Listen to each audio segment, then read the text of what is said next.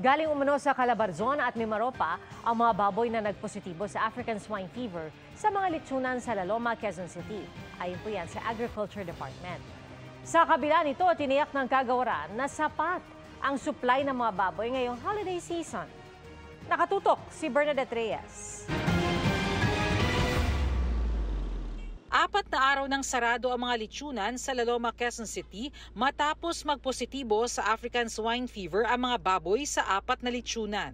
Tuloy-tuloy ang pagdisinfect sa lugar sa pag-asang makakapagbukas na muli sa lalong madaling panahon. Nagko-comply po kami dun sa hinihingi ng City Hall for Slaughterhouse. Siyempre sa amin as owner po, tapos dun po sa mga tauhan namin, mas lalo.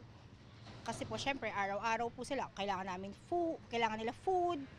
Sa kabila ng pansamantalang pagsasara ng mga litsunan sa Laloma dahil sa banta ng ASF, siniguro ng lokal na pamahalaan ng Quezon City na walang kaso ng ASF sa mga pamilihan tulad na lamang sa mga palengke dito sa Quezon City. Ito po ay isolated nga po sa Laloma at yung iba pong mga itinitindang karne at mga restaurants na nagsiserve ng karne sa Quezon City ay hindi naman po apektado.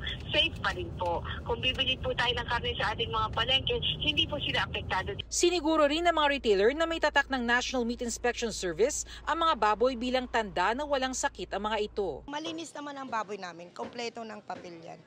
Bago ilabas ng slaughterhouse yan, may mga permit po yan. Ayon sa Pork Producers Federation of the Philippines, mahalaga ang pagsisiguro na walang sakit ang mga baboy bago ibiyahe. Dapat alamin po natin kung saan nanggaling yung baboy at bakit nakalusot. Sa shipping permit, dapat may ASF testing yan eh. Ayon sa Department of Agriculture, mula sa Region 4A and 4B ang mga may sakit na baboy. Sa kabila nito, wala naman daw magiging problema sa supply ng baboy. Posibleng nalusutan yung mga checkpoints leading to Quezon City nitong mga baboy na may ASF. Yung concern mismo ng Laloma for the litson, baka magkaipitan.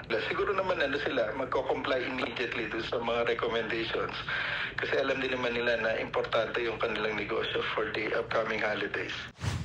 Tumaas naman ang presyo ng sibuyas sa mga Dan Public Market sa Pangasinan mula 140 hanggang 160 pesos pumalo na sa 240 pesos kada kilo ang pulang sibuyas. Paliwanag ng Samahang Industriya ng Agrikultura o SINAG, magiging stable ang presyo ng sibuyas sa oras na dumating na sa bansa ang mga imported na sibuyas.